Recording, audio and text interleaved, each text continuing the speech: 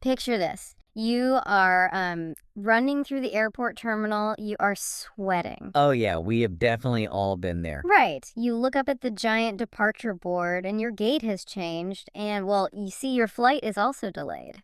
Ugh, that is just the absolute worst. And you know that the heavy suitcase you are pulling is, like, definitely overweight. It is the ultimate modern travel nightmare. The stress hits you, and suddenly all the English you practice just completely disappears. It totally evaporates. Your brain just, shuts down when you panic. Exactly. Well, welcome to Practice English Studio, the podcast where you learn and practice real English through real conversations. I am Grace. And I am Theo. Thank you so much for tuning in today, everyone. Yes, thank you for being here. If you enjoy our show, please take a quick moment to like, share, and subscribe to our channel. It really helps us out. It really does. So in this episode, we are going to teach you the real practical English you need when things go wrong. We will cover check-in, security, delays, and lost bags. Because we want you to sound calm and confident. Even if you are screaming internally. Exactly. So let's start with the very first obstacle of any trip, the check-in counter. Ah, yes, the check-in challenge. This is before you even drop off your bags. And let me tell you, it feels emotionally devastating when you walk up confidently and the agent lifts your heavy suitcase with just one finger. Yeah, they just test it with a finger. Right. And then they look at the scale and shake their head. It feels like you are failing a test before the trip even starts. It is the worst. And usually they hit you with a phrase like, I'm afraid your bag exceeds the weight limit.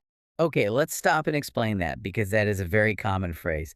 Exceeds the weight limit. Yes, let's break that down. So exceeds is a slightly advanced word, but it just means to go over. It means it is too much. Right. So if the limit is 50 pounds and your bag is 55 pounds, it exceeds the limit. Exactly. And the weight limit is just the maximum heaviness allowed for your bag. So when they say that, beginners usually panic. They just freeze and say, sorry, and hand over their credit card to pay a huge fee. Right. But you don't have to do that. You have options. Instead of just apologizing, you can use a confident alternative. Like you could ask, is there any flexibility with the weight limit? Oh, I like that. Is there any flexibility? It sounds very polite. It is. You are asking if they can bend the rules just a little bit. Another great phrase is, can I transfer some items to my carry-on? Let's explain the word transfer. That is a very useful word for traveling. Yeah, transfer simply means to move things from one place to another. Right, so if your big suitcase is too heavy, you open it, take out a heavy sweater, and put it or transfer it into your smaller backpack. Exactly. Your carry-on is the small bag you keep with you on the airplane. But if you want to sound really advanced, you can ask, is there a grace allowance? Oh, wow. Grace allowance. That makes you sound like a professional weekly traveler. Doesn't it? A grace allowance means a tiny bit of extra weight that the airline secretly allows before charging you. Like if you were over by just 1 pound. Right, asking that shows you know how the system works. Okay, so you survived the check-in counter. Your bag is gone. Which is a relief. Yeah, but now you have to face the most stressful place in the entire airport, the security line. Oh, security. It's intense. It is. Why is security the place where humans suddenly forget how basic things work? Like people forget how to take off a belt. Right, or they act like they've never seen shoes before. Exactly. Yeah. And your laptop is suddenly treated like a highly illegal item unless it's in a separate plastic tray. It is so stressful. It really is designed to be stressful. And I have to admit, when I walk through the metal detector and it beeps and an officer points at me and says, "Sir, step aside, please."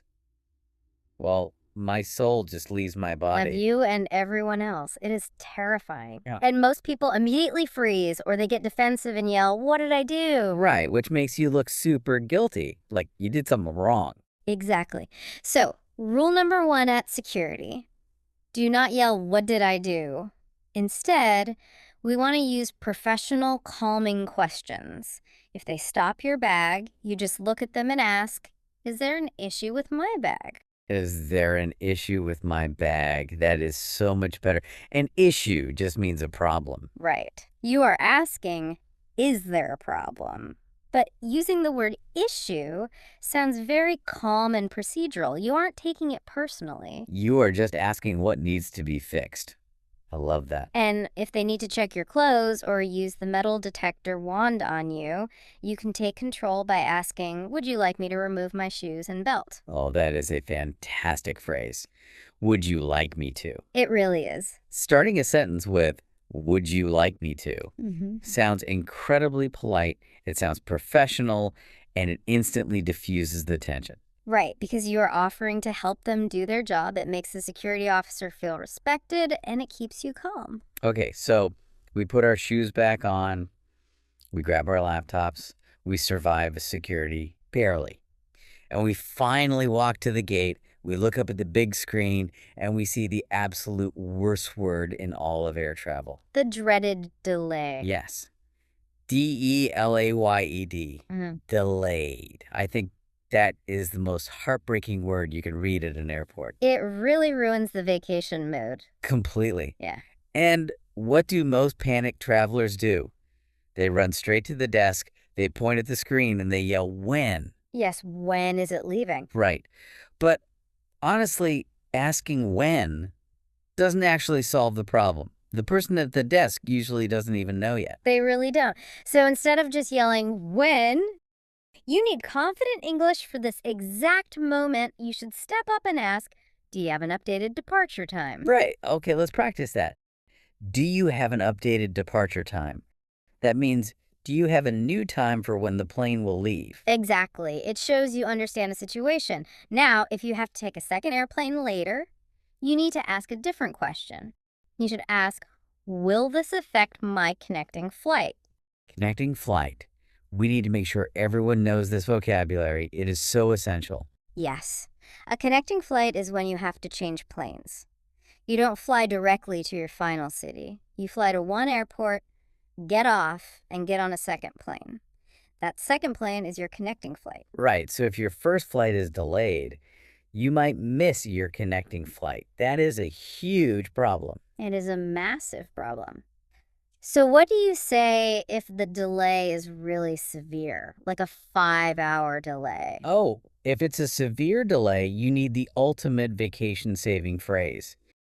You look at the agent and ask, could you rebook me on the next available flight? Let's break down that word, rebook. What does that mean? To book a flight means to buy a ticket or reserve a seat. So to rebook with the RE at the start means to do it again. You're asking them to put you on a different, earlier airplane. Exactly. Could you rebook me on the next available flight? It is polite, but it tells the airline exactly what you want them to do. Okay, but what about a different nightmare? Sometimes your flight isn't delayed, the weather is perfect, but you get to the gate and the flight is overbooked. Oh, overbooking. That is a very frustrating situation. I have to say, this practice feels entirely illegal to me. How can airlines sell seats that they do not actually have? I know it sounds crazy, but they do it all the time, assuming some people will miss the flight. Right. But when everyone shows up, the agent gets on the microphone and asks for volunteers willing to take a later flight. And the moment they say that, everyone suddenly avoids eye contact. We all stare at our phones. Nobody wants to be the volunteer. No. But our sources actually tell us that an overbooked flight is a secret opportunity. It's an opportunity to negotiate. It really is.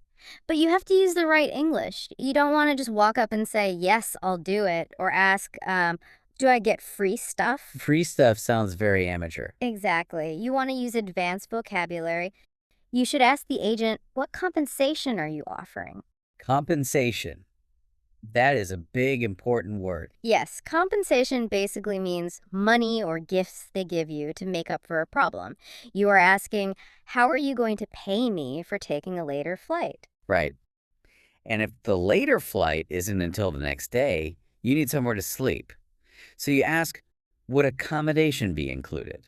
Accommodation.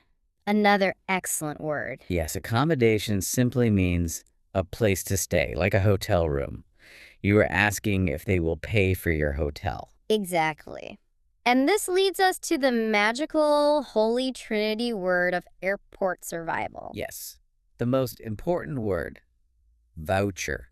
The voucher. Let's explain what a voucher is. A voucher is like a special coupon or a digital credit. It acts like money, but only for specific things at the airport or airline. Right, so there are three main types. You have a food voucher, which buys you a meal at the airport. Then you have a hotel voucher, which pays for your accommodation for the night. And the best one is the travel voucher. This is money you can use to buy a completely free flight in the future. Exactly.